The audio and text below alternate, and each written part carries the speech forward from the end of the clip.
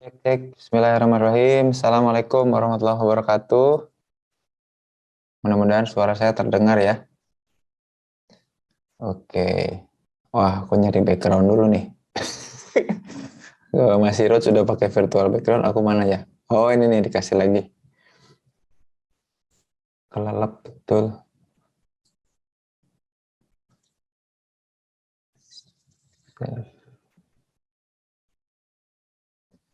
Selamat malam teman-teman semua. Semoga sehat selalu. Ini malam yang seru ya.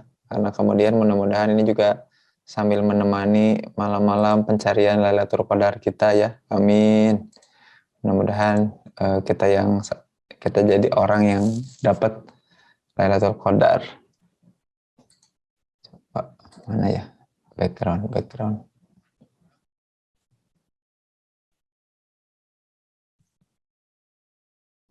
Ya, ini dia.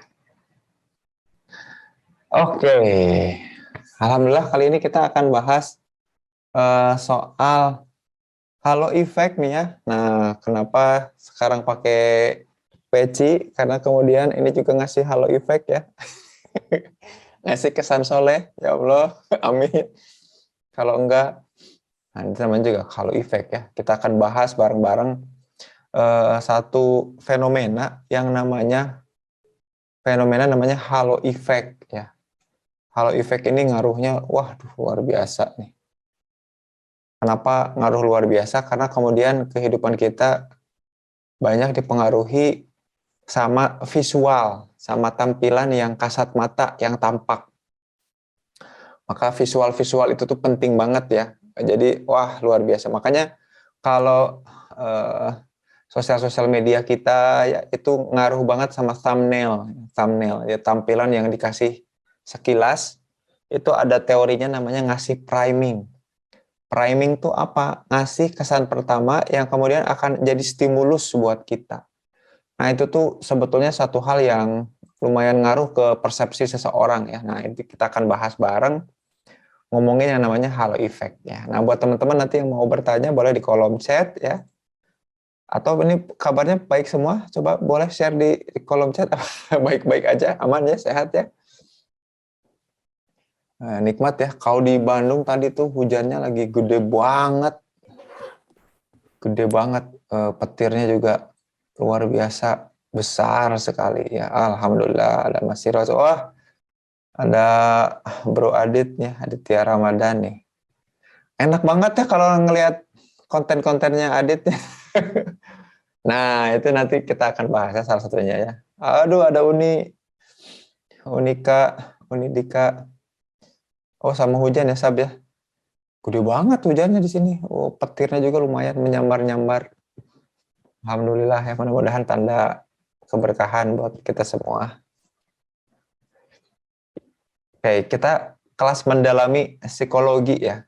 Nah, ini kita akan bahas satu fenomena yang kemudian lumayan ya, ini sejarahnya panjang.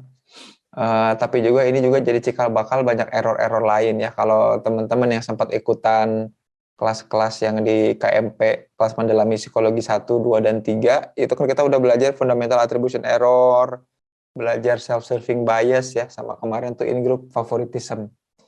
Nah, tapi yang ini tuh ngaruhnya sangat personal banget ya, namanya halo effect. Nanti ada lawannya, namanya horn effect atau efek kayak klakson gitu ya. Nah ini kalau sekarang halo effect. Satunya L-nya 1 ya. Halo effect. Nah, halo effect itu sebetulnya apa sih? Nah, kita mulai ya. Jadi halo effect itu yang kemudian fenomenanya gejala itu sekarang tuh orang yang good looking itu dapat privilege teman-teman ya. Orang yang good looking mah bebas lah ya. Oh, kita banyak nemu meme-meme atau meme ya di mana nunjukin kalau good looking mah bebas. Jadi ada dua foto misalkan ya. Ada dua foto cowok yang sama-sama lagi makan bakso misalkan. Yang satu nggak good looking, cowok bukan kesukaan wanita. Nah, ini bawahnya cowok good looking, cowok kesukaan wanita. Jadi makan bakso, buat makan bakso, ada yang ngerokok, ada yang apa, itu kayak gitu ya. Jadi ternyata halo effect tuh ngaruh. Halo effect tuh apa? Nah, halo effect tuh ini nih. Halo effect tuh sebuah bias dalam atribusi, teman-teman. Nah, kalau yang lupa atau belum tahu, atribusi itu bukan atribut ya. Atribusi itu cara manusia untuk menjelaskan atau mencari sebab dari sebuah perilaku, namanya atribusi. Aku ulangi lagi ya. Cara seseorang seseorang untuk menjelaskan atau mencari sebab. Jadi kalau ada lagu Malaysia dulu ya, mencari sebab atau mencari alasan, gitu ya. Itu tuh melakukan atribusi namanya. Jadi kenapa ya kok dia cemberut ya? Nah, terus kita pengen tahu, itu namanya upayanya namanya atribusi. Nah, nanti atribusi ini kemudian akan dibagi dua jenis berdasarkan lokusnya atau tempatnya. Lokusnya atau locus of control namanya. Ada internal atau eksternal gitu ya. Nah, ini nanti hubungannya sama apa yang dipelajari di fundamental attribution error sama self-serving bias ya. Kalau fundamental attribution error tuh kalau orang lain melakukan sesuatu maka itu tuh atribut disposisional, tapi kalau kita situasional. Nah, kalau self-serving bias, kalau kita melakukan sesuatu dan berhasil berarti internal, kalau orang lain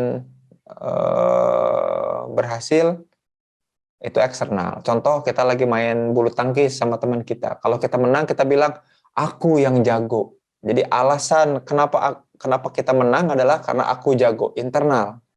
Tapi kalau kita kalah, alasannya apa? Eksternal. Ini karena angin, ini karena raket, dan lain. Ini wasit, kayak gitu ya. Itu atribusi namanya. Nah, kalau halo effect tuh nggak terkait kita. Jadi kalau kita ngomongin self-serving bias, fundamental attribution error, errornya itu, biasnya itu terjadi karena apa? Ngomongin tentang diri kita. Kalau ini enggak, kita ngomongin orang lain.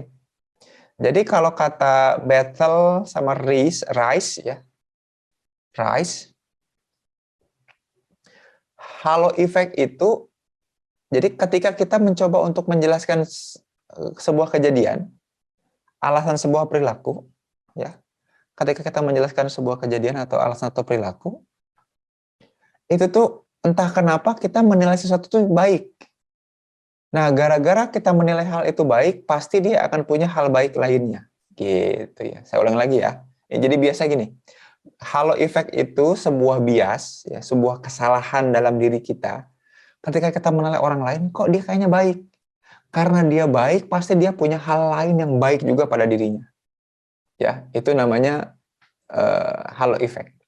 Contoh misalkan gini, ketika kita melihat seseorang yang cantik, pasti dia bukan cuma cantik mukanya, wajahnya aja, pasti cantik perilakunya gitu ya. Pasti cerdas akhlaknya. Pasti kayak gitu. Jadi satu kebaikan yang kita nilai pada orang lain pastinya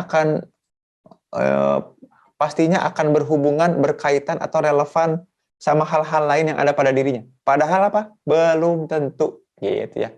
Wah, dia tampilannya rapih, pasti pinter gitu. Wah, dia tampilannya keren, pasti kaya, pasti ya. Jadi kita entah kenapa kemudian menjadikan satu kebaikan yang kita lihat itu terasosiasi seolah-olah terhubung bahwa dia tuh pasti punya kebaikan yang lain. Nah, makanya nanti ada fenomena-fenomena menarik ya gitu. Seperti G-faktor kemarin. G-faktor kemarin itu apa ya?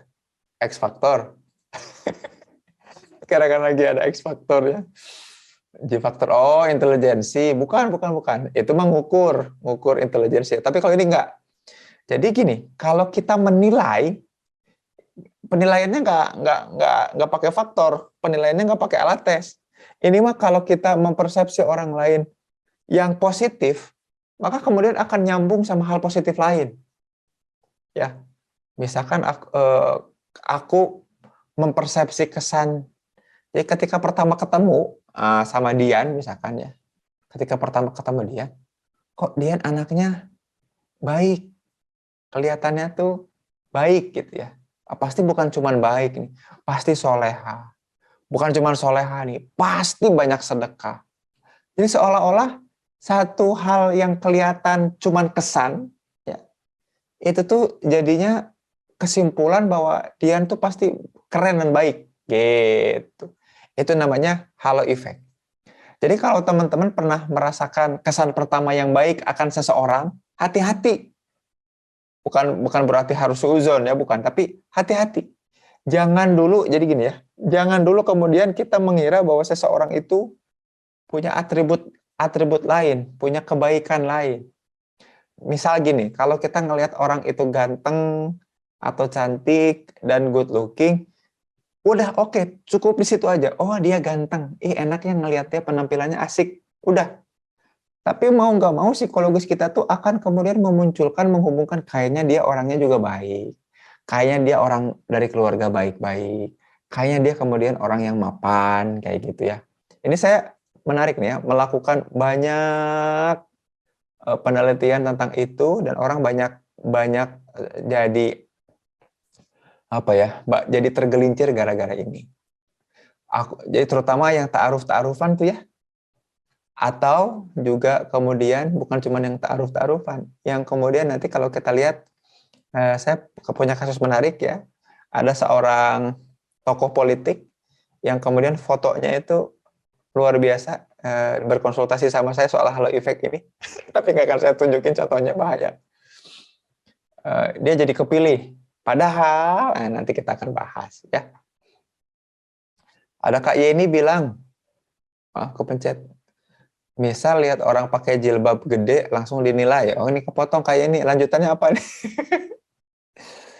Langsung dinilai solehah gitu ya. Langsung wah ini pasti solehah, pasti hafalan Qurannya banyak gitu ya. Pasti sangat mengayomi gitu. Padahal belum tentu. Jadi husnuzonnya jangan berlebihan gitu maksudnya. Betul kayak gitu kayaknya.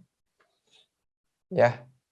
Ini mirip bias di buku Blink-nya Malcolm Gladwell ya, pas salah milih presiden, kata Kurina. Betul, namanya coattail effect ya. Nah, jadi halo effect ini nanti ngaruh. Kalau dalam politik namanya coattail effect, itu halo effect. Jadi kita merasa orang ini pasti merakyat, pasti baik. Wah, orang yang polos ini pasti ngerti banget rakyatnya. Tahunya ini udah mau 10 tahun kayak begini ya. Jadi orangnya merakyat, orangnya baik, deso banget, pokoknya deket ke masyarakat. Cerminan kita semua, bukan tipe-tipe orang yang gendut gitu, yang mungkin serakah dan lain-lain. Taunya begitu.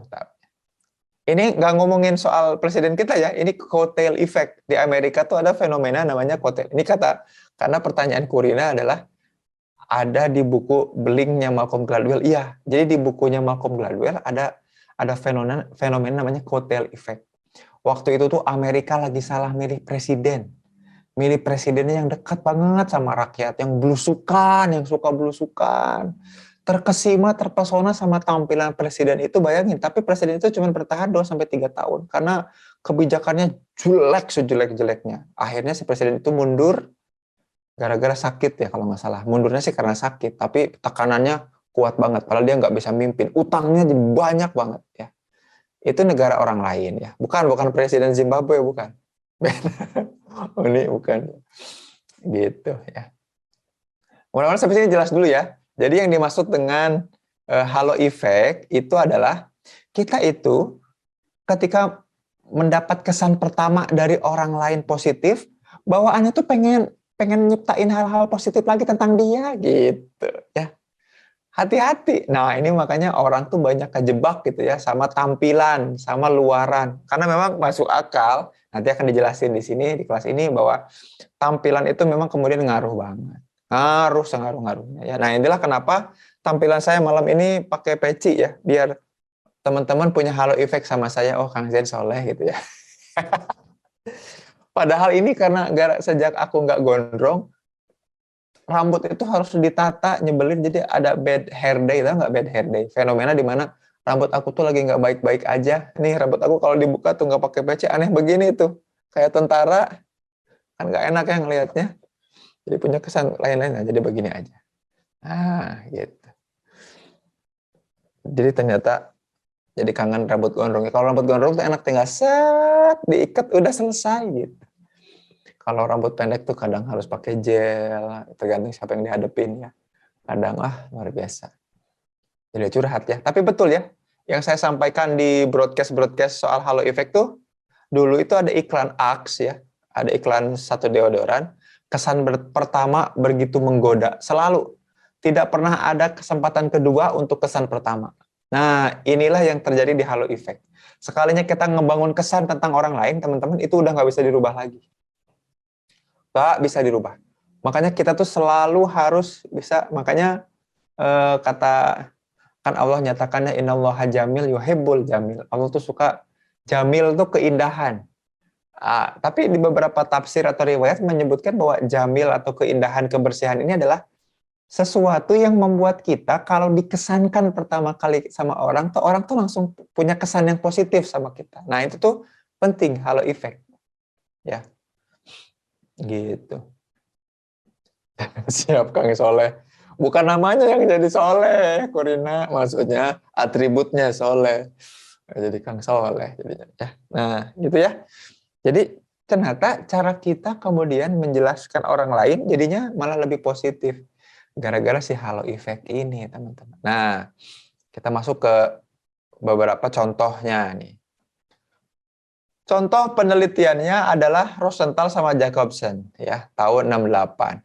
Rosenthal ini sebelumnya terkenal sama penelitian terkait dengan anak-anak yang lebih cerdas dari orang lain ya.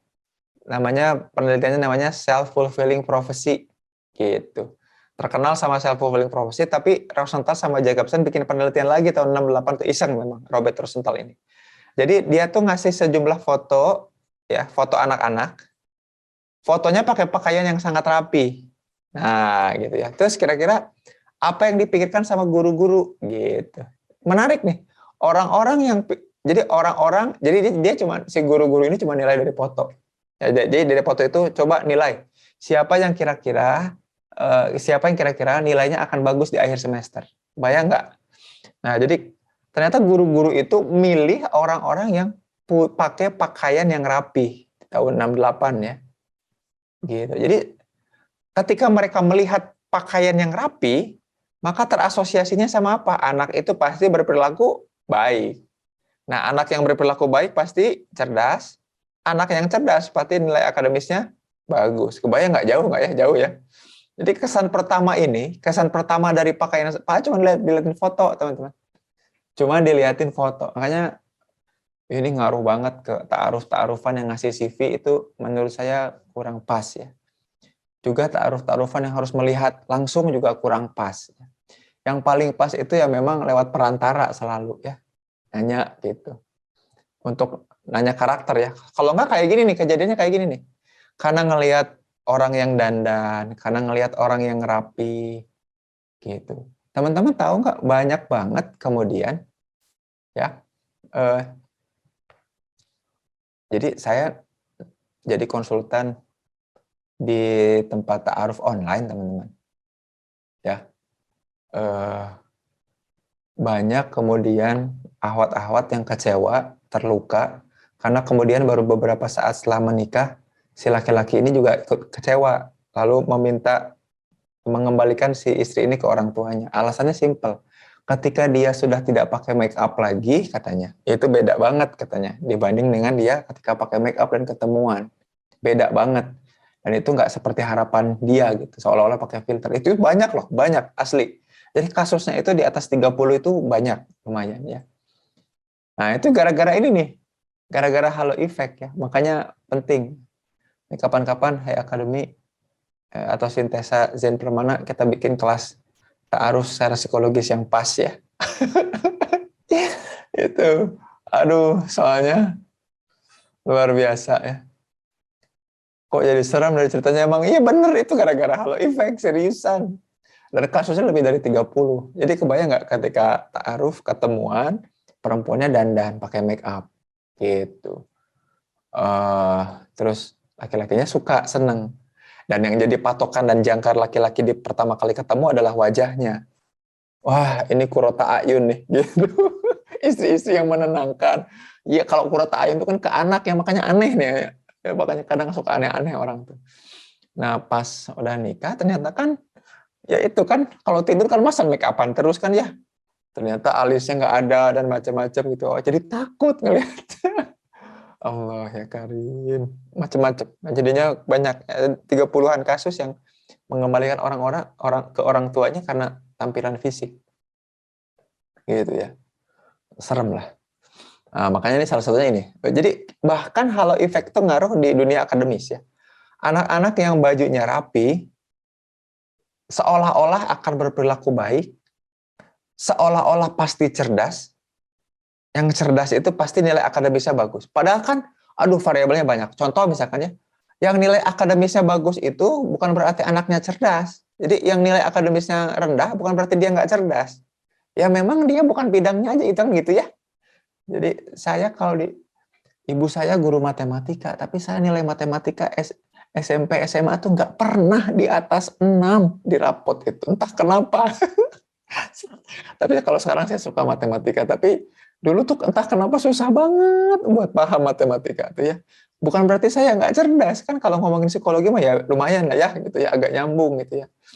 Nah, hati-hati. Nah, ya orang yang cerdas itu bukan berarti berperilakunya baik. Banyak yang cerdas juga nggak punya perilaku baik, dan orang yang berperilaku baik tuh biasanya juga bukan dilihat dari bajunya rapi apa enggak kan gitu ya.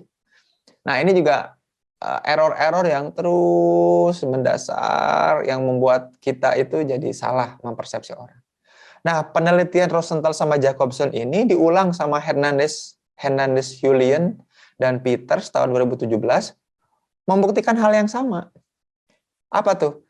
Siswa yang rapi dan good looking selalu dapat nilai yang lebih baik dibandingkan dengan yang tidak. Teman-teman, saya suka nggak enak sih, takut teman-teman ada yang kenal ya. Ini saya sering protes. Ini ada Alnida sama Asfahani ya, mahasiswa bimbingan saya. Saya pernah ke mahasiswa bimbingan saya marah-marah gara-gara saya kesel banget ketika nguji. Saya sebagai penguji kadang-kadang jadi ketua sidangnya. Kalau ketua sidang kan jadi moderator aja ya, yang membuka tutup sidang gitu ya, yang menengahi perdebatan antara penguji dengan pembimbing biasanya. Saya tuh menyaksikan di situ sekalian melakukan penelitian, teman-teman melakukan observasi. Apa coba? Jadi mahasiswi ya, jadi mahasiswa yang good looking selalu mendapat nilai lebih baik, padahal draftnya sama kualitasnya dengan mahasiswa-mahasiswa yang kurang good looking. Saksinya saya banget itu. Jadi saya tim kurikulum di fakultas yang bikin baku mutu skripsi. Jadi saya tahu nih ya, bab 1 yang nilainya A itu yang harusnya kayak gimana, bab 2 yang nilainya A itu harusnya kayak gimana ya, bab 3 yang nilainya A itu harusnya kayak gimana, dan range-nya saya tahu, ya. Perlu ada apa saya tahu tuh. Nah, lalu saya bandingkan tuh data beberapa orang ya, yang termasuk golongan non good looking ya, tapi benar-benar ini nggak jahat ya. Tapi ini karena penelitian aja. Non good looking dengan good looking. Dari draft sama persis ya. Kalau saya nilai berarti 70-an. Tapi kalau yang non good looking itu nilainya tuh jadi 70 benar ya, 72, 70. Tapi yang good looking jadi 82, 83. Kalau teman-teman nonton sidangnya, rekaman sidangnya, pasti teman-teman akan sama jijiknya sama saya. Jadi ada orang-orang yang ketika sidang, ujian sidang skripsi itu cuma bilang gini, lupa lagi, tapi senyumnya dimanis-manis, sengaja gitu ya. Itu dapat nilai lebih bagus dibanding yang non good looking. Itu menyebalkan sekali. Dan itu juga dikonfirmasi sama penelitiannya Hernandez Julian sama Peters, teman-teman. Siswa yang rapi dan good looking ya, dapat nilai itu yang selalu lebih baik dibanding yang tidak. Gitu. Jadi teman-teman kalau pengen nanti kalau udah punya anak ya, anaknya pengen nilainya bagus, rapihin. Tampilannya yang rapi, suruh ke sekolahnya yang bersih gitu ya. Sengaja. Jadi kadang kita nggak nyadar ya kenapa orang tua kita pengen kita tuh rapi, bersih ya, dibedakin sampai kalau istilah orang Sunda tuh sampai camerok ya, dibedakin itu sampai putih banget. Karena ternyata itu tuh ngaruh dalam penilaian guru. Ya, baju dimasukin rapi, kelihatannya bersih. Luar biasa gitu ya. Kenapa Corina sedih dengarnya? Berarti perkataan good looking itu privilege, salah satu akibat halo effect. Iya, iya betul. Halo effect itu ngasih good looking seseorang itu privilege. Gitu. Gak adil penilaiannya, betul. Bahkan, teman-teman, saya baru melakukan penelitian bareng sama Pak Jamil Azaini. Orang itu bahkan masuk tempat parkir aja dinilai dari jenis mobilnya. Ya, kalau mobilnya macam saya, Sirion tahun 2012, itu nggak akan dicariin parkir pasti sama. Tapi beda kalau saya naik mobil misalkan pakai mobil yang sekelas Alphard, minimal Toyota Foxy itu ya yang mirip Pak Jamil. Buka jendela, terus jadi gini, saya bikin eksperimen sama Pak Jamil. Masuk ke sebuah tempat, gini nih ya, ini eksperimennya menarik. Jadi kalau saya bawanya mobil Foxy-nya Pak Jamil, buka jendela, terus saya bilang ke tukang parkirnya atau yang jaga parkir, saya bilang kayak gini, kalau parkir buat VIP di mana ya? Mereka percaya langsung ngarahin. Kebayang ya? Tapi kalau saya pakai mobil saya, buka jendela pakai mobil Sirion 2012, apalagi dalam keadaan kotor, buka jendela terus saya bilang gini, kalau parkir VIP-nya di mana ya? Si petugasnya pasti bilang, oh nggak ada VIP, semuanya sama, silakan parkir di mana aja yang kosong. Beda perlakuan, men. Jadi bahkan bukan cuma dari segi fisik kita, ternyata dari apa yang kita kenakan juga penting ya. Kalau teman-teman datang, masuk pakai Honda Beat gitu ya. Jajan pakai Honda Beat itu ya diperlakukannya biasa aja, beda sama orang-orang yang pakai Vespa gitu ya. Apalagi Vespa yang nanti dikasih sama Arif Muhammad itu ya. Yang ada giveaway gitu. Ya memang nggak adil penilaiannya, Kurina. Betul. Maka tadi kita itu melihat sesuatu tuh dari kesan pertama, apalagi kesan pertama yang menggoda sama kita. Gitu ya. Jadi ingat kata teman Kang, kalau cantik ganteng itu aslinya bakat.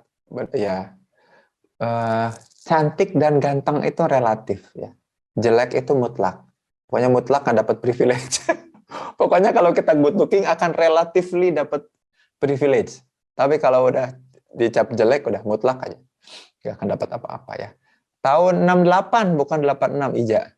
Dari tahun 68 sampai 2017 hasilnya relatif sama. Nah, itulah kalau dalam istilah metodologi penelitian yang kayak gitu tuh namanya robust ya. Robust. Robust. Dia punya hasil yang identik. Nah, jadi bukan cuma kalau reliable tuh ya hampir-hampir mirip lah, tapi kalau robust tuh lebih paten lagi dari reliable. Jadi bukan cuma reliable hasil penelitian, tapi robust gitu ya. Kayak gini ceritanya teman-teman, kebayang ya? Luar biasa nih ya. Ini halo effect nih ngaruh banget. Jadi teman-teman please jangan pernah sepelekan penampilan teman-teman. Seriusan.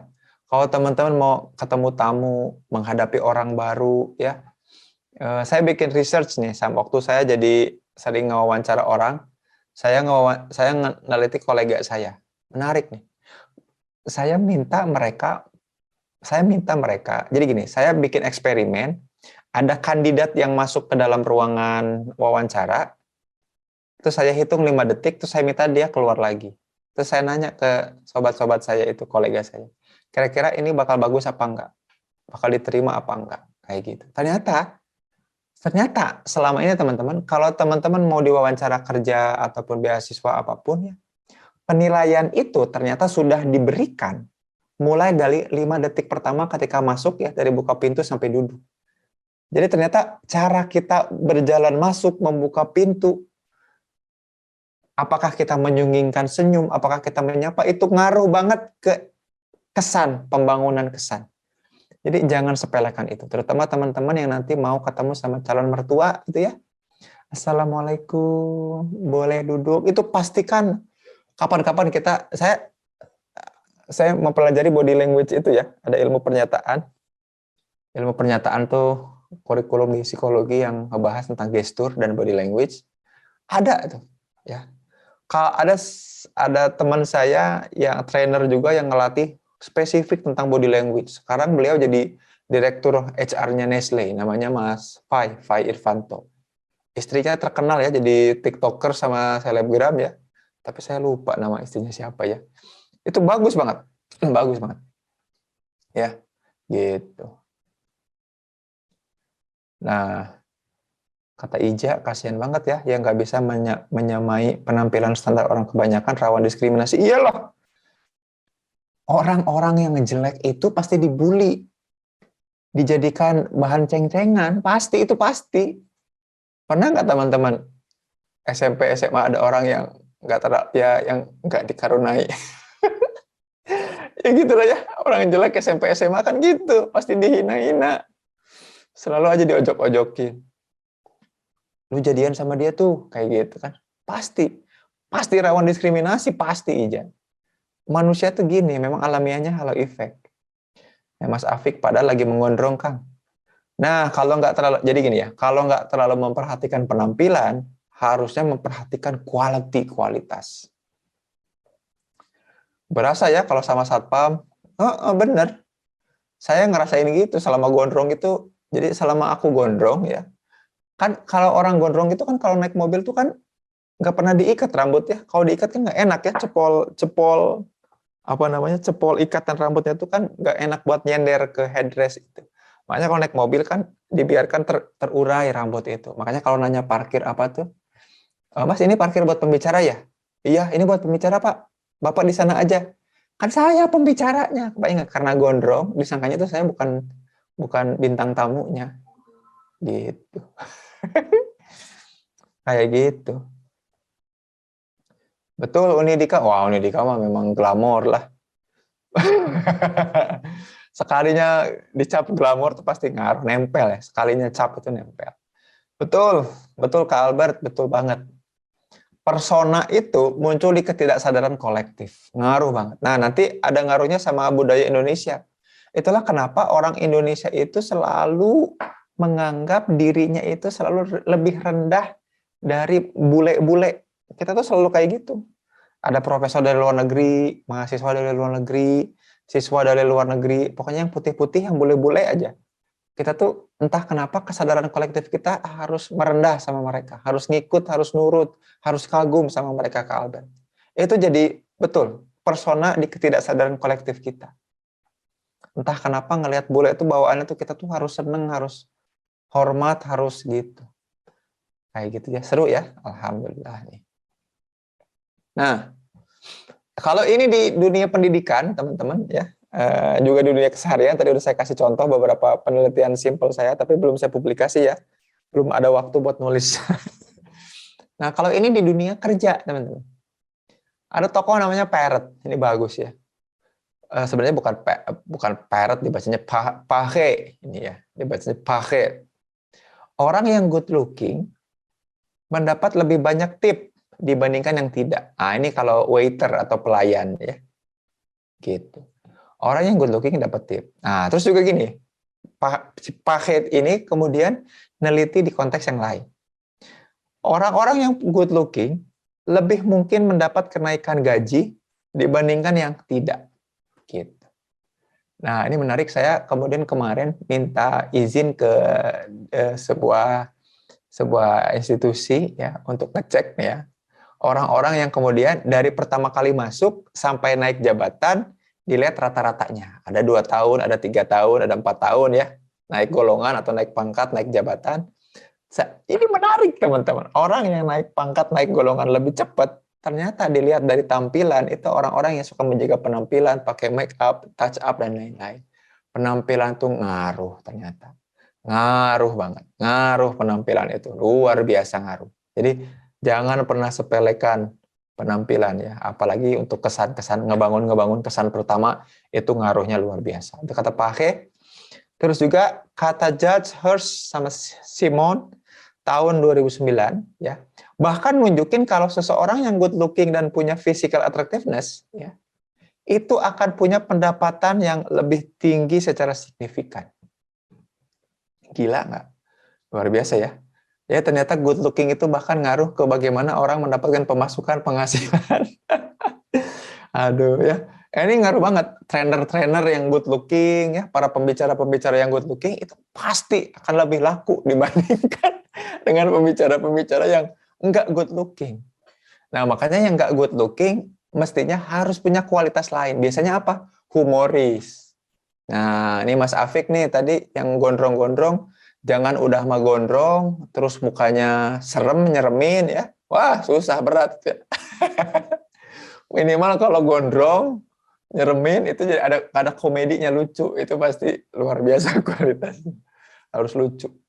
Nah, ini yang menarik tuh bukan cuma di bidang ini ya. Jadi di bidang hukum, ini Efran sama Sigal sama Ostrov itu ini sampai sekarang penelitiannya itu masih dipakai di dunia hukum. Jadi ini tuh kalau di Amerika dan di Eropa ini dipakai banget nih dua penelitian ini ya. Efran 74 dan Sigal Ostrov 75 itu jadi gini. Mereka tuh berhati-hati terhadap apa yang dipakai atau digunakan oleh para tersangka atau terdakwa di persidangan. Ngaruh. Kalau teman-teman nonton filmnya apa ya? Filmnya si Anna Delvey itu apa ya? Inventing Anna ya, anak yang menipu itu dia akan tampil sengaja untuk mencari perhatian para, kan karena di Eropa atau di Amerika kan ada grand jury ya, ada jurinya. Jadi yang memutuskan itu bukan hakim tapi ada juri yang memutuskan bersalah atau tidak gitu ya, untuk menguji hipotesis soal terdakwa itu bersalah atau enggak. Nah, ternyata ngaruh banget tuh persona-persona atau tampilan-tampilan yang ditampilkan. Makanya kalau teman-teman ngikutin, sekarang kan lagi rame sidang pertengkaran antara Johnny Depp ya, yang pemeran Pirates of the Caribbean itu Johnny Depp, keren banget aktingnya Johnny Depp, sama mantan istrinya Amber siapa namanya? Amber Heard ya kalau nggak salah. Itu mereka berdua memperhatikan betul cara menggunakan baju ketika di persidangan ya, karena ternyata kesan yang dibangun di persidangan itu nanti ngaruh penilaian. Tapi kalau orang-orang hukum mestinya udah tahu itu ya. Efran, Sigal dan Ostrov itu ngasih tahu tentang itu ya. Nah, kata Kak Dayu tuh ya, aduh beauty privilege is real, very very real, nyata banget, nyata senyata-nyatanya ya, nyata banget ya. Coba aja lihat TikTok atau Reels yang trending ya. Gitu. Nah, ini betul kata Mas Siroj nih. Makanya kalau sidang, kalau di Indonesia ya, kalau di pengadilan itu ya, banyak yang tiba-tiba pada pakai peci ya, pada pakai baju putih, kemeja putih, itu ngaruh. Ngaruh banget, minimal ngaruh di anggapan masyarakat. Kalau di pengadilan sih udah dikasih tahu sama jurnal ini ya. Pada pakai jilbab juga, betul Mas Afik ya. Kayak kasus kemarin yang ditangkap ya, yang wah itu meresahkan banget jagat Twitter ya, Siskae itu ya, sering melakukan hal yang tidak luar biasa lah itu ya, Siskae itu. Tiba-tiba ketika sidang kan pakai jilbab ya, wah luar biasa. Atau pakai peci atau pakai baju yang serba putih, nah itu sengaja supaya tidak dihakimi oleh masyarakat lewat persepsi publiknya, kayak gitu ya. Atau ya betul, yang penting sopan ya. Kayak kasusnya itu ya, selebgram itu ya, dari R, Rahel V-nya itu ya. Jangan sebut nama. Itu contoh. Itu ngebangun kesan. Tapi memang kalau para pengadil di persidangan memang udah diingatkan ya, atas ini nih, atas penelitiannya Efran, Sigal sama Ostrov. Wah gitu. Ini ngaruh banget, luar biasa. Nah, kok bisa kayak gitu ya? Alasannya tuh kenapa sih? Sejarahnya dari mana? Kita mulai dari kiri dulu nih ya. Jadi gini. Pertama kali disebut istilah halo effect itu diceritakan sama tokoh namanya Friedrich Wells tahun 1907. Dan mulai populer, betul-betul populer itu oleh Edward Thorndike di tahun 1920 dengan judul artikelnya namanya A Constant Error in Psychology Ratings ya. A Constant Error in Psychology Rating. Kalau teman-teman di dunia pendidikan, yang kuliah pendidikan, pasti kenal namanya Thorndike ya. Thorndike ini tokoh pendidikan.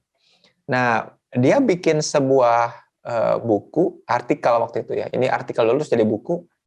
Bukunya tapi bukan judul ini. Tapi artikel ini yang boomingnya artikel ini. Namanya A Constant Error in Psychology Ratings. Artinya apa? Artinya gini nih. Diam-diam Manusia itu suka melakukan rating sama orang lain. Teman-teman jangan salah nih. Mau yang akhwat ataupun yang ikhwan, yang laki-laki atau perempuan, ketika masuk ke sebuah tempat, ya, kita tuh selalu menilai orang lain loh. Jangan salah. Kepala kita tuh selalu otomatis menilai orang. Ya. Ini juga hal yang kemudian saya ingat ya ketika jadi pas habis nikah nih ya, saya habis nikah sama istri. Kan saya sama istri satu angkatan ya, sama-sama anak psikologi. Jadi saya ketua BEM, istri saya sekretaris BEM-nya waktu itu. Tapi itu bukan karena dari situ sukanya ya, itu setelah itu selanjutnya. Tapi dulu saya mengakui ke istri, jadi ketika itu kan kami itu kemudian dikumpulkan di satu aula besar. Satu angkatan itu ada 70, 80-an orang, 86 kalau nggak salah. Satu angkatan itu. Nah, dikumpulkan di satu aula, kita belum saling kenal satu sama lain, teman-teman. Kita belum kenal satu sama lain. Saya kenalan sama orang di sebelah saya, adalah seseorang, sahabat saya juga. Nah, masing-masing satu-satu dipanggil untuk ngambil jas alma mater dan aksesoris apalah saya lupa, gitu ya, ngambil. Nah, selama orang-orang dipanggil itu kita nilai orang-orang itu. Termasuk kalau orang yang dipanggil yang good looking ya. Wah, gitu. Wah, kita ngasih nilai, kebayang nggak? Ini nilai 7. Jadi ternyata diam-diam kita tuh ngasih rating ke orang lain. Dari segi apa? Tampilan fisik selalu. Tampilan fisik. Kesan pertama, penampilan yang kasat mata, yang kelihatan.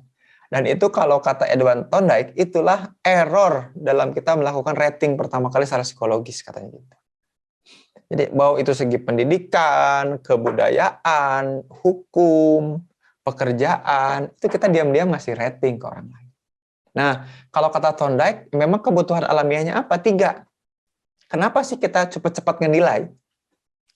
Kebutuhannya 3. Kita nyari possible partners. Siapa yang kira-kira bisa gue jadiin pasangan, gitu ya. Siapa yang bisa gue jadiin teman, gitu ya. Atau potential leaders. Kita kalau ada apa-apa bisa berlindung di balik siapa nih, kayak gitu. Sama potential threat. Siapa yang harus kita hindari atau kita jauhi yang akan ngancam eksistensi kita. Nah, ternyata secara alamiah si constant error dalam rating kita itu didorong oleh 3 hal ini. Yaitu apa? Nyari possible partners. Jadi kalau teman-teman kayak gini aja bayangannya. Kalau teman-teman datang ke sebuah reunian, nah, pertama kali masuk ruangan pasti nyari orang yang paling bikin teman-teman nyaman untuk diajak ngobrol, ya nggak sih? Nah, itu namanya possible partners. Itu dorongan kuat nyari possible partners. Dan kalau sama sekali nggak ada orang yang kita kenal, pasti kita akan nyari yang dari penampilannya membuat kita nyaman. Gitu ya.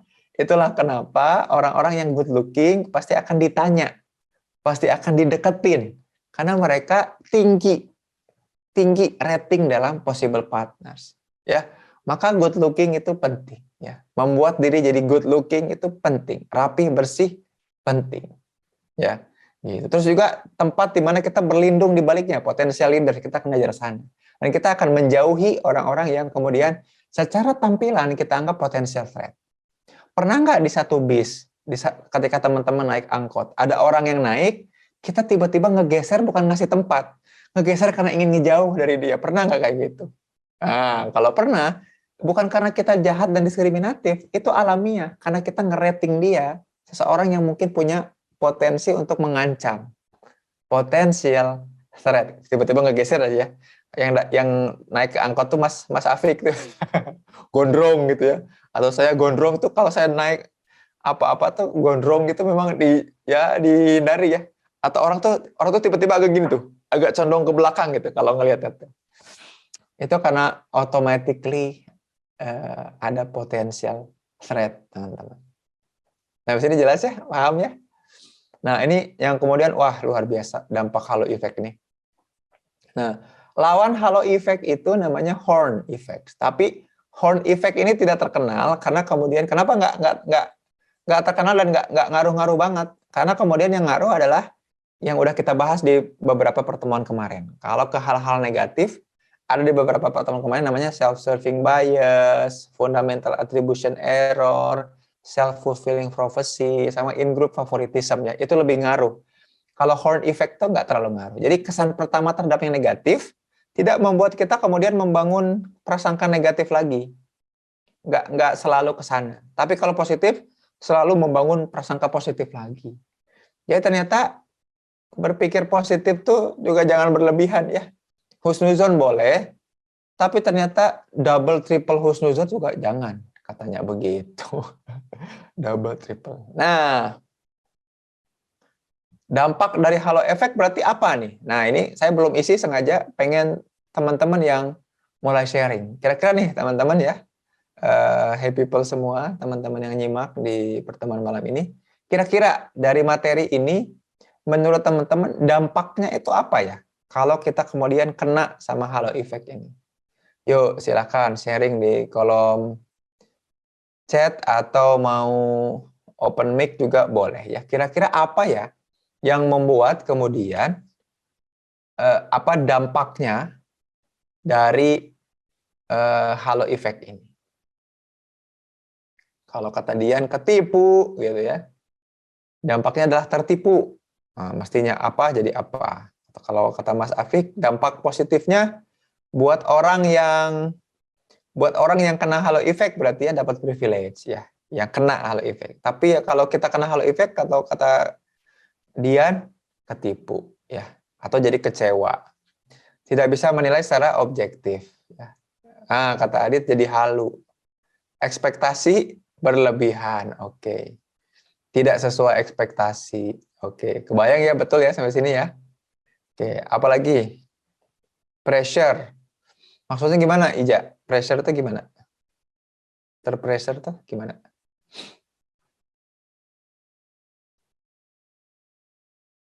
Tekan. Oh, kalau good looking jadi enggak justru. Kalau good looking itu nggak ada pressure. Justru kalau good looking itu malah dipermudah. Kalau kalau kita yang kalau kita kena halo effect, bukan objek halo effect, kalau kita kena kita jadinya kagum sama orang ya. Nah, mudah terpengaruh betul Reza. Wih, hebat, makin hebat nih pengantin barunya. Kalau tapi kalau kita yang good lookingnya justru nggak apa-apa. Kalau kita good looking itu akan dapat banyak kemudahan. Kitanya nggak akan tertekan. Insecure nggak habis-habis. Iya. Tapi kemudian insecure-nya jadi kalau halo effect itu nggak ke diri. Halo effect itu ke orang lain. Insecure-nya mungkin nggak akan kita dapat. Yang ada malah kita ngagumin dan juga ngefans berlebihan sama orang itu. Begitu. Dampak kalau efek bisa bikin strategi, bikin first impression. Ya, kalau kita mau ngebangun kesan ya. Nah, kalau bikin strategi, bikin first impression yang baik dan pencitraan, namanya self branding atau self presentation. Nanti kapan-kapan kita bahas ya. Nah, itu dia yang paling betul ya, Kak Frida, nih betul banget. Dampak utama dari halo effect adalah ketidakadilan, diskriminasi gitu. Kapan halo effect hilang, Kang? Kata Zahro. Jawabannya adalah tadi datang dari kekecewaan ya. Tapi ternyata mestinya ya, halo effect itu hilang dari kekecewaan mestinya. Tapi ternyata enggak. Jadi halo effect itu nggak bisa hilang. Jadi dia akan mendorong kita untuk betul kata Kak Frida, dampak paling besar daripada halo effect adalah membuat seseorang menjadi berperilaku tidak adil, mendewakan orang yang good looking. Coba aja cek semua platform sosial media, ada nggak yang tidak good looking yang terekspos? Enggak, selalu yang good looking. Walaupun dia berperilaku buruk, berbuat buruk, kalau good looking seolah-olah baik-baik aja. Ingat nggak ada orang yang kemudian nusukin ibunya sampai 50 tusukan? Terus viral karena dia imut-imut dan lucu senyumnya ketika di persidangan? Ada loh videonya tuh diulang-ulang ya. Ih, manis banget gitu ya. Wah, luar biasa. Itu luar biasa ya. Luar biasa banget. Gitu teman-teman. Parah ya. Ya. Makanya coba aja cek ya. Yang good looking itu selalu dapat keringanan, dapat kemudahan. Nah, ya. Makanya tapi tadi dampak buat kita yang kenanya adalah tadi betul ketidakadilan, berbuat diskriminasi, pendewaan dan kekaguman yang berlebihan sama seseorang. Makanya tadi ada kata Kurina apa, fenomena coattail effect ya, di bukunya Malcolm Gladwell. Kita jadi salah milih. Salah milih siapa? Salah milih calon presiden, salah milih pemimpin. Itu gara-gara itu. Ya, gara-gara terpesona, terkesima sama apa yang disebut dengan possible atau potential leader, jadinya salah. Ya, betul. Berarti dampak utamanya itu ketidakadilan dan juga kesukaan atau kekaguman yang berlebihan sama satu sosok. Itu dampak dari halo effect. Nah, slide terakhir sebelum kita diskusi dan sesi tanya jawab. Nah, bagaimana cara mereduksinya atau mengurangi halo effect gitu ya. Kalau kita jadi pelakunya, maka harus good looking, teman-teman. Harus good looking ya. Kalau kita kemudian bukan jadi pelakunya, jadi orang yang mempersepsi orang lainnya, maka pastikan kualitas dari apa? Kualitas dari delivery-nya.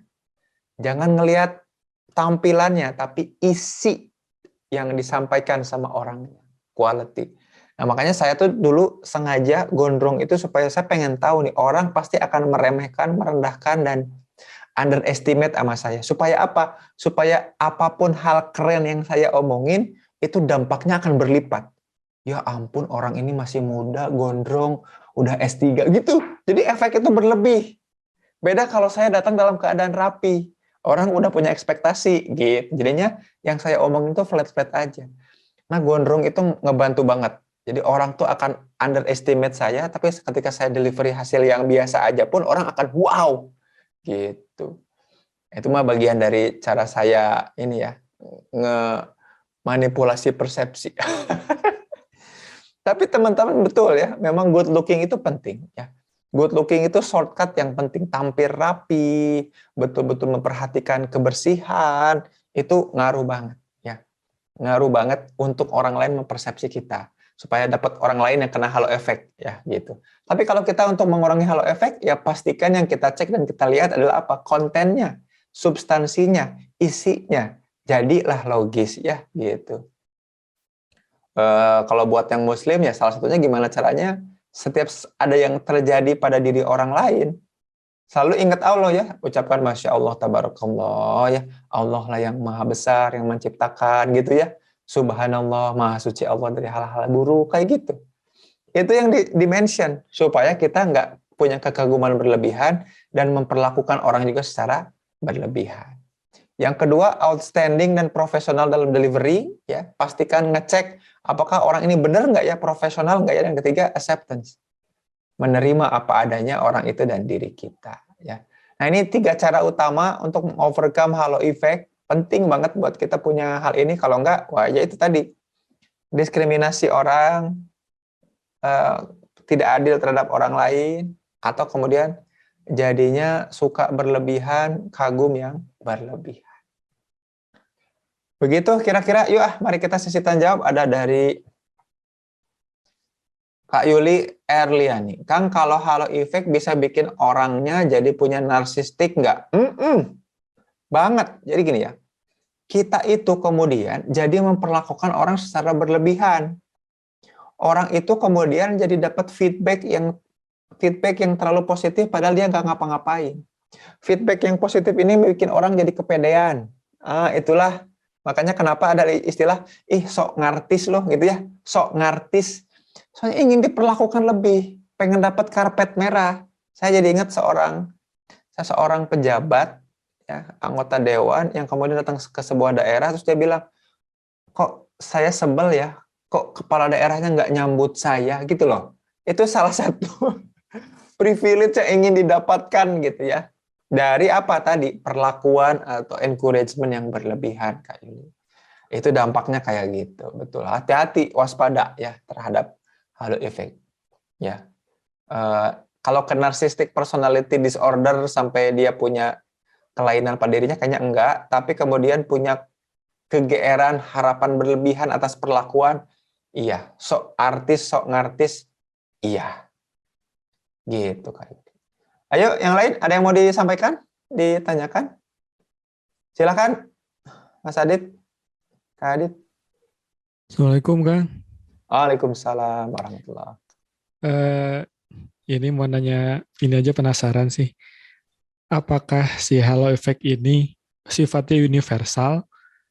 Maksudnya satu atribut itu berlaku untuk semua orang, Hmm. atau ada cultural atau social biasnya, kayak misalnya pakai gamis di Indonesia mah ya pasti kelihatannya soleh gitu. Tapi kan kalau misalnya kita ke Amerika gitu, capnya teroris gitu. Nah, apakah si halo effect itu sifatnya universal atau ada sekat-sekatnya lagi gak sih gitu? Nuhun, Kang. Kalau efek ini sifatnya universal. Kalau dari segi tampilan fisik ya, kecuali ada atribut kultural, itu jadinya nggak universal lagi. Contohnya gini, contohnya yang universal tuh gini, orang itu pasti pasti akan suka sama kulit yang putih pasti. Itu ada penelitiannya, tokohnya namanya Campbell. Tahun 50 60-an ada Supreme Court di Amerika kan waktu tahun 50-an 60-an itu masih ada segregasi ya. Jadi sekolah itu dipisah antara kulit hitam dengan kulit putih. WC juga masih dipisah waktu itu ya. Ada color sama white ya. White toilet sama color toilet. Orang-orang yang kulitnya nggak putih itu beda toiletnya dan pasti lebih jorok, lebih jelek gitu ya. Nah, ternyata ketika kemudian diteliti, memang universal tuh. Jadi Campbell ini meneliti di berbagai negara, semua anak kecil, bayi, jadi ada dua pilihan, apakah ada boneka hitam sama boneka putih. Disimpan di jarak yang sama jauhnya, dengan jangkauan yang sama mudahnya, ternyata anak-anak itu selalu milih milih boneka yang putih karena memang putih itu kualitas fisikal, kualitas visual yang lebih didambakan, diinginkan sama seseorang. Itu mah universal semua, Dit ya. Jadi tampilan fisik, keindahan, kerapihan itu sifatnya universal. Nah, kecuali udah mulai kultural nih ya. Tadinya awalnya gamis itu dipersepsi sebagai kemegahan sampai sekarang jadi dikonstruksi sama narasi sosial bahwa itu jadi bagian dari budaya atau agama tertentu. Padahal kan gamis ya bukan tadi ya, gamis, jilbab. Ya, kemarin saya nyimak ini apa debat presiden Prancis. Keren banget ya. Aduh, debat presiden Prancis itu debatnya debat filosofis, teman-teman. Jadi mereka tuh ngomongin filsafat. Bayangin debat presiden di TV nasional itu ngomongin filsafat. Jadi pemerintahan saya itu akan menjalankan paradigma filosofi yang liberal apa gitu, keren. Si yang calon presiden perempuan. Nah, si calon presiden perempuan ini bilang, kalau saya jadi presiden, maka saya akan melarang jilbab ada di Prancis. Filosofinya dia jelasin dan masuk akal, betul, memang keren.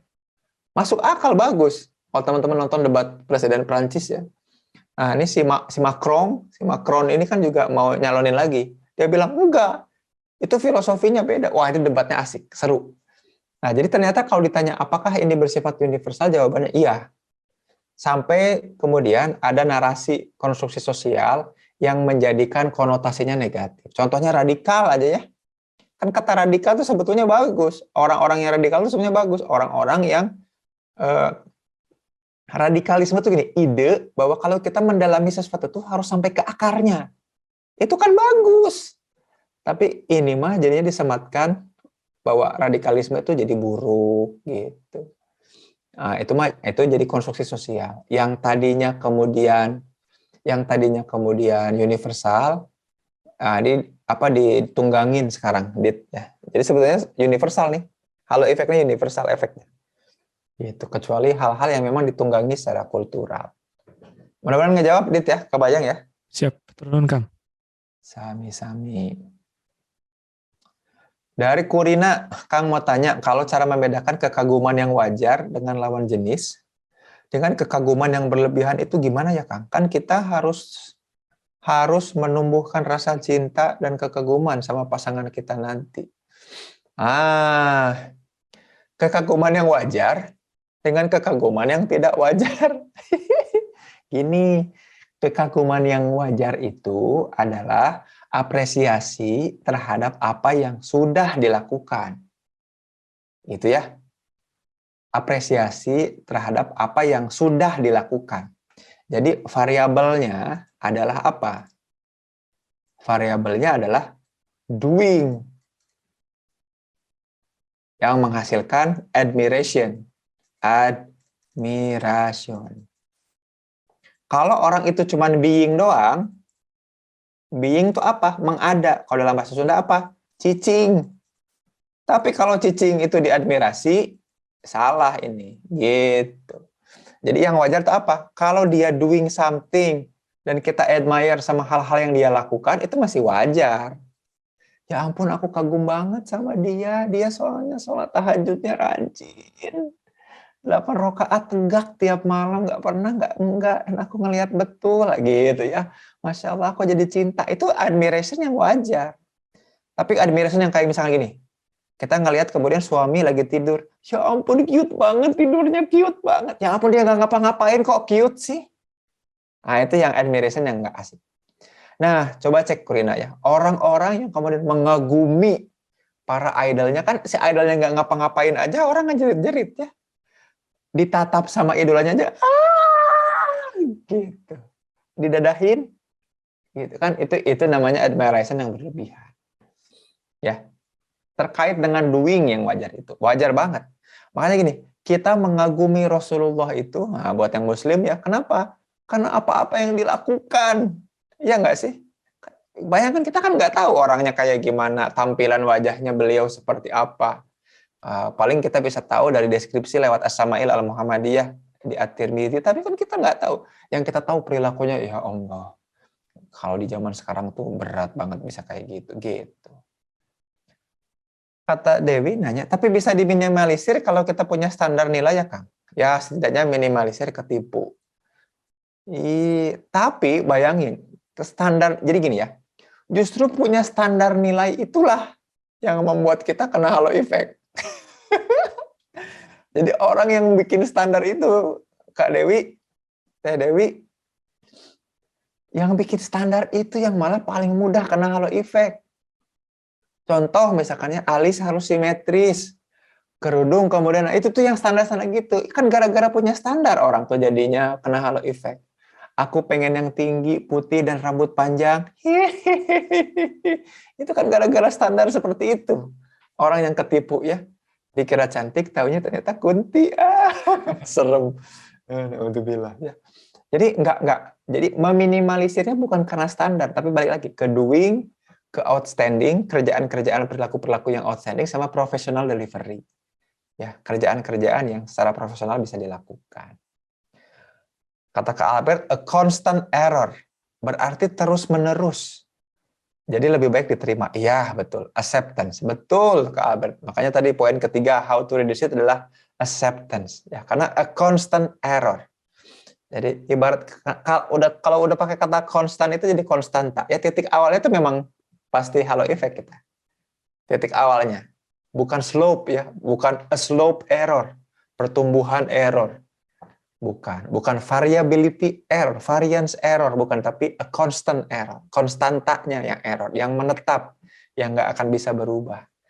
Betul, maka digunakan aja dengan cara yang baik, betul sekali. Gitu. Berarti bisa berkaitan sama toxic positivity, kata Mas Afik, betul. Toxic positivity itu kemudian karena kita sudah tertutupi sama feedback-feedback yang tidak doing ke doing, tapi ke being. Gitu ya. Saya setuju kata Kak Yuli, punya kekaguman sama pasangan. Biar cintanya nggak akan pudar. Iya, tapi harus sama perlakuan ya, harus ada doingnya. Jangan sampai kita kagum sama suami yang nggak ngapa-ngapain. Harus dicepret ya suami yang nggak ngapa-ngapain ya. Juga gitu. Buat standar itu sama dengan memperkuat rating, betul ya. Kata Gina nih, Kang, halo effect ini ngaruh juga nggak terkait jodoh? Di awal udah aku bilangin, semua pernikahan, enggak semua ya, saya research di beberapa, saya sempat jadi konsultan di sebuah lembaga ta'aruf yang gede, juga kelas-kelas ta'aruf yang gede banget, followernya ratusan ribu nih, teman-teman bisa cari, ada tuh. Itu hasilnya, aduh, gitu ya. Karena kena halo effect kebanyakan. Halo effect, apalagi kalau kemudian ya itu ya. Kan good looking ini penilaian orang, betul, betul, nggak bisa kita, penilaian kita justru terhadap orang lain nggak bisa kita kontrol, terutama ekspektasi kita terhadap kita tuh pengen cocoknya sama yang kayak gimana, sukanya yang seperti apa, itu tuh standar-standar kayak gitu yang mengerikan. Ya Allah, saya mending ngeri Raffi Boromius. Kang, saya pernah dengar dari YouTube salah seorang influencer katanya ada yang namanya piramida penerimaan sosial. Susunannya paling atas itu penampilan, komunikasi, keterampilan, kebermanfaatan. Paling bawah itu keteladanan. Bener nggak? Ya, bener. Bener, setuju lah pokoknya mah. Intinya mah paling awal pasti puncaknya adalah awal-awal dari penampilan. Kata Dian, Kang berarti kita perlu mengusahakan diri untuk bisa good looking. Ya dong. Gimana menata niat supaya good lookingnya bukan karena manusia tapi karena pengen dapat ridho Allah. Aduh. Nah bilang kayak gitu aja udah good looking lah. Udah punya prinsip kayak gitu aja udah good looking. Insya Allah akan Allah arahkan ya. Gitu. Orang yang jatuh cinta itu buta karena halo, iya betul. Cinta buta itu karena halo effect ya. Halo effect itu bikin, karena apapun yang dilakukan yang kita suka, yang kita cinta itu kayaknya keren aja, bagus-bagus aja. Padahal buta banget. Begitu ya. Ada lagi yang mau ditanyain? Nah, ini komentar dari Rafif nih. Self esteem sama self confidence kalau nggak dibiasain, nggak bedain dua hal tersebut, ya betul. Betul. Cinta pada pandangan pertama juga iya, itu kena halo effect. Ya, nggak ada tuh cinta pada pandangan pertama. Yang ada kita kena halo effect pada pandangan pertama. Kita merasa bahwa ini nih istriable banget, istriable, suamiable banget, ini gue banget ini. Gemes. Terus kita pikir-pikir dan kita nyari-nyari admiration terhadap hal-hal yang sebetulnya kita juga nggak tahu kenapa kita admire dia. Ya hanya karena good looking aja. Jadi apapun yang dia lakukan kita cari-cari pembenaran bahwa kita suka sama dia kan gitu ya. Tuh lihat gitu. Jadi saya waktu itu punya teman seangkatan yang seneng banget sama Widi. Tahu Widi nggak? Drummernya Malik The Essential. Kita sama-sama suka lagunya Malik The Essential. Dia suka sama si drummernya. Wah, seneng banget. Ngefans banget tiap kali ada Malik The Essential manggung di Bandung tuh dia suka ngajakin, "Ayo Zin kita nonton, ayo yuk aku temenin."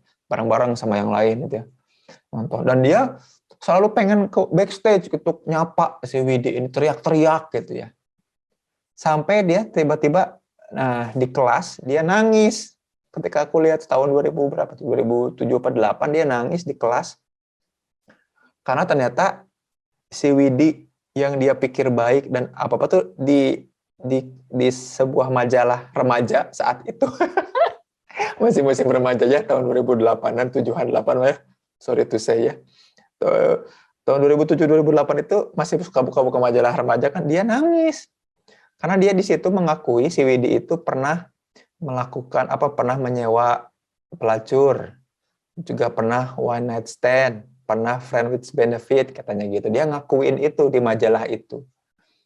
Majalah itu. So, aku kasih lihat lagi di majalah Rolling Stone Indonesia juga ada dia ngaku seperti itu, kenakalan minum apa pas bikin lagu itu dan lain-lain. Itu kan terlepas dari itu pilihan dia lah ya sebagai musisi dan lain-lain. Cuman ternyata ada ekspektasi dari si sahabat saya ini yang aku kira dia tuh orang baik gitu. Dari mana tahu dia orang baik gitu kan ya? Cuman karena dia lihat tadi ketika dia main drumnya aja gitu ya. Ya bisa jadi memang baik ya. Ya wallahu alam lah ya. Begitu ceritanya. Jadi kan kecewa, jadinya nyari pembenaran atas hal-hal yang barangkali belum kita tahu. Gitu. Pasti ada kecewanya. Ada lagi yang mau bertanya? Ini mudah-mudahan kebayang ya. Ini saya jadi inspirasi bikin kelas ta'aruf, tapi berat ya kalau kelas ta'aruf.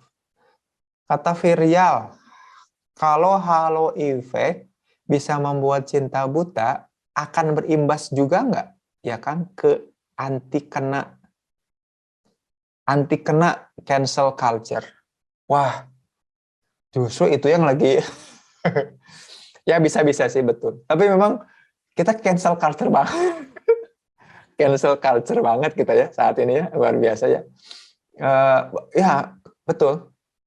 Eh, kalau kita kemudian gini ya, ini agak berat juga sih sebetulnya cara ngejawabnya ya, karena ngejelasinnya harus agak muter dulu. Jadi gini nih, kalau kita kemudian cinta buta itu, kan sebetulnya kita kemudian akan memproduksi alasan dan pembenaran tadi ya, atas kualitas baik yang sebetulnya baiknya cuma di satu sisi. Oh, dia cakep, dia good looking, terus kita bangun harapan-harapan lain.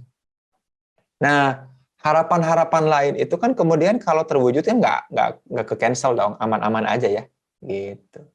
Nah, ya itu arahnya ke sana sebetulnya. Bisa, betul, betul, gitu.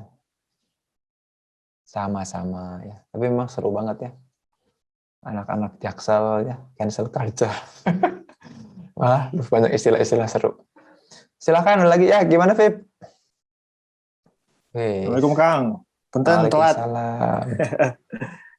Sekilas tadi menarik sih pembahasannya terkait Halo Effect ini. Mungkin mau nanya tentang gimana implikasinya Halo Effect ini terhadap, ya mungkin kita juga beberapa yang di chat juga sudah menunjukkan bahwa ya ada gambaran yang sangat imajinatif terhadap pendambaan gitu ya, yang sangat imajinatif. Nah mungkin apa ya, itu sebenarnya dipicu sama apa sih Kang gitu, pengen tahu yang memicunya. Mungkin takutnya saya tadi karena telat maksudnya belum apa, saya nggak nyimak gitu dari Kang Punten. Memicu apa? Memicu si halunya ini loh, memicu si imajinatifnya itu apa sih gitu, dan kira-kira tipsnya apa ya ketika ketemu momentum tersebut gitu. Memang tadi kan sudah ada nih, nah ini yang dari sini, cuman kadang untuk beberapa hal gitu kita under control juga untuk bisa ya soal langsung oke, ini kita tahu nih triknya seperti ini, tapi ketika ada beberapa hal itu cenderung ya udah membabi buta aja cinta, makanya ada cinta buta lah, kemudian mengagumi orang sedalam itu gitu kan, dan lain sebagainya gitu. Nah mungkin tadi case-nya juga temennya Kang Zen gitu ya, yang sampai dia sudah mengimajinasi bahwa idolanya itu adalah orang yang baik gitu. Nah itu kan maksudnya jauh banget tuh gitu kan, kenal juga enggak gitu kan. Nah itu realitas, batas realitas dan batas ininya tuh ini banget gitu ya, jauh gitu. Itu gimana tuh Kang? Nah kalau reasonnya ada yang ini nih, 3 ini. Jadi yang mendorong orang kemudian untuk jadi favor, sangat ngedukung, sangat nge-support, sangat nge-admire sampai ke level yang berlebihan sama seseorang, karena dia kemudian merasa menemukan 2 hal ini dan terhindar dari yang ketiga. Jadi kalau ketemu sama orang-orang yang kemudian dia pikir adalah possible partners, ini cocok nih, ini gue banget, dia sama gue tuh mirip, pas, cocok banget. Nah, yang membuat orang kemudian akan membangun kekaguman berikutnya, padahal yang dilihat tuh cuma good looking-nya aja, gitu ya. Dari satu, ya ampun dia baik banget, pasti soleh juga, pasti teladan, pasti cerdas, pasti ternyata enggak. Nah, kekecewaan itu muncul kayak gitu. Dan itu juga akan gawat ya. Jadi tadi ya, cancel culture itu kan ngaruh ke depresi, ke kekecewaan, ke antipati, ke apatis gitu ya.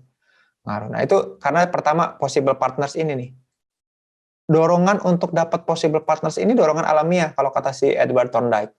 Kebutuhan dasar kita tuh nyari ini nih, possible partner saja. Bahkan makanya tadi aku sempat share kayak gini. Bahkan ketika kita masuk ke dalam ruangan, aula, yang isinya banyak orang yang tidak dikenal, kita akan nyari orang dari tampilannya dulu yang paling dekat sama kita, yang kira-kira kita pikir itu possible partners kita. Gue kayaknya cocok sama orang yang muka-mukanya kayak begini, deketin, kayak gitu. Pasti, gitu. Itu dorongan pertamanya ke situ. Nah, dari situlah muncul kehalu-haluan berikutnya. Yang kedua, potential leaders. Ini saya mau ceritain tadi yang cerita di awal yang belum diceritain.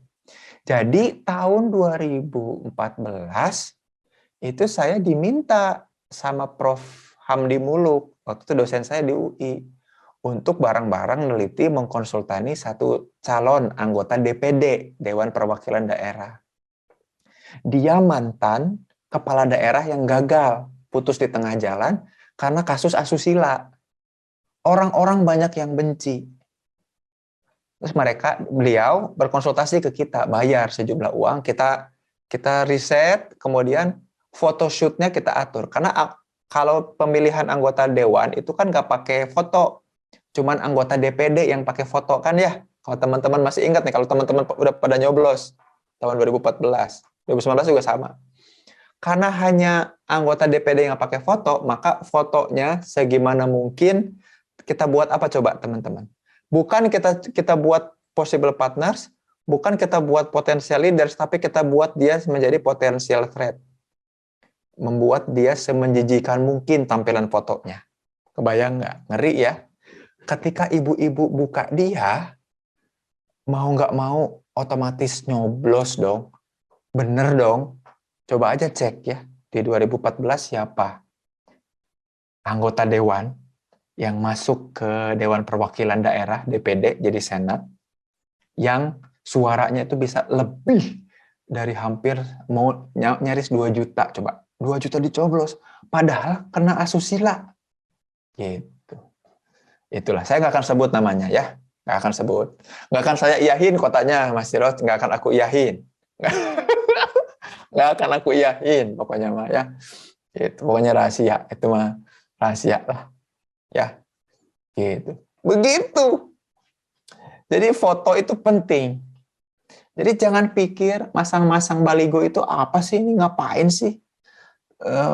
Enggak, orang itu akan lihat potensial leaders dari kepak-kepak sayap gitu ya. Dari itu tuh dilihat baligo itu masih kena, dapat.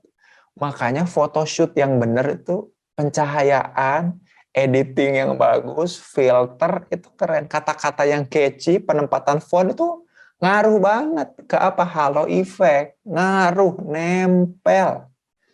Coba, sejak kapan bangsa ini terkotak-kotak? Sejak ada yang kampanye pakai baju kotak-kotak. Langsung udah mulai terkotak-kotak. Gitu. Halo effect banget. Gitu. Nah, saya sejak itu jadi pengen ikutan nih, diajakin terus sama Bang Hamdi ya.